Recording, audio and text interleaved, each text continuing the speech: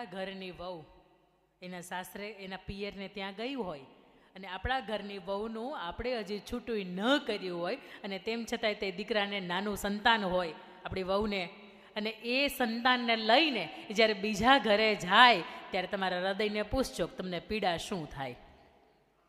આ પીડા છે ને એ દરેક દીકરાના મા બાપને પીડા છે. અને કદાચ તમને ગવર્મેન્ટ તરફથી કાયદા તરફથી એવું હોય કે લિવ ઇન રિલેશનશીપમાં રહી શકાતું હોય, પણ એ કાયદાનો આપણને મળેલો જે કાયદો છે ને એનો એક પણ જાતનો ગેરઉપયોગ ન કરીએ, એ ખાસ દીકરા કે દીકરીને સમજવાની વાત છે. અને એમ કહેવાય કે સ્ત્રીઓ માટે કે ઘણી દીકરી એવા સત્વ લઈને બેઠી છે કે એક ભવની અંદર બીજો ભવ ન થાય. સમજ્યું કે તમને નથી પોસાતું, એની સાથે નથી બનતું, તો એટલી રાહ તો જોવો કે ડિવોર્સ થઈ જાય ત્યાં સુધી તો ઘરે રહ્યો. ખરેખર આ સમાજ માટે મેં જ્યારે આજે પહેલી વાર વાત સાંભળી ત્યારે મને એવું લાગ્યું હતું કે ઘણા એવા સમાજ છે કે જેની અંદર છૂટાછેડા નથી થતા. નામ લઈએ તો રાજપૂત સમાજ હોય, આહિર સમાજ હોય કે જેની અંદર નથી થતા, પણ આપણને એકે પણ જાતનો એવો કાયદો નથી કે અહીંયા આ ડિવોર્સના કેસ છે અદાલત આપણને ન આપી શકે. મેં કંઈ નથી સાંભળ્યું કે 15 કે 20 વર્ષ આ કોર્ટની અંદર કેસ ચાલતા હોય. પણ ખાસ મેં તમને કહ્યું એમ કે આપણા દીકરાની વહુ એના પિયર ગઈ હોય, નાનું સંતાન સાથે હોય, અને દીકરાના વહુની યારે જે આપણા દીકરાના છૂટાછેડા ન થયા હોય અને એ દીકરાની વહુ કોઈ ત્રીજા ઘરે લગ્ન કરી લે ત્યારે એ પીડા દિલને કેટલી થતી હોય.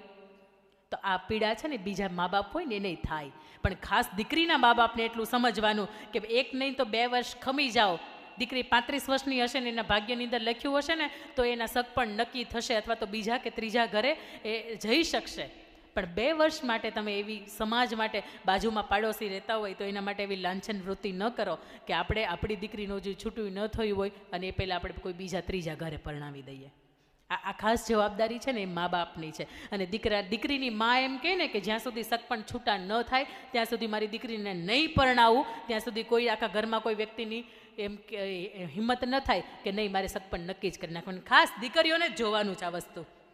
જ્યાં સુધી છૂટાછેડા નથી થતા ત્યાં સુધી હું આ ઘરની અંદરથી ઉમરું નહીં ઓળંગું. જ્યારે દીકરી પાછી આવી હોય કોઈ પણ સંજોગોની અંદર ત્યારે એમ કહેવાય કે દીકરી મર્યાદામાં વધારે રહેતી હોય. કોઈ પૂછે નહીં કે 2 મહિનાથી 3 મહિનાથી કેમ અહીંયા રહી છે. આ મર્યાદા છે ને એને આજીવન જાળવી રાખજો. અને એ જાળવેલી રહે ને એટલા માટે તમારા પ્રમુખો કે તમારા ટ્રસ્ટના જે વડા છે એ તમને ન કહી શકે. મારું જેવું કદાચ કોઈ બીજું પાત્ર હોય અને આવીને કહી જાય તો તમને અંદરથી સ્પર્શાય કે આ વસ્તુ ખરેખર આ રાઈટ છે. એટલે લિવ ઇન રિલેશનશીપનો આ કન્સેપ્ટ આપણને ભારત સરકારે કદાચ આપણા તરફથી આપ્યો છે, પણ ખાસ એનો ગેરઉપયોગ ન થાય ને એના માટે મા બાપ છે ને એની જવાબદારી. દીકરાની કદાચ 15, 17, 20, 25 વર્ષની ઉંમરે એની અણસમજ હોય, 22 વર્ષની ઉંમરે દીકરી યોગ્ય કે દીકરો યોગ્ય નિર્ણય ન લઈ શકે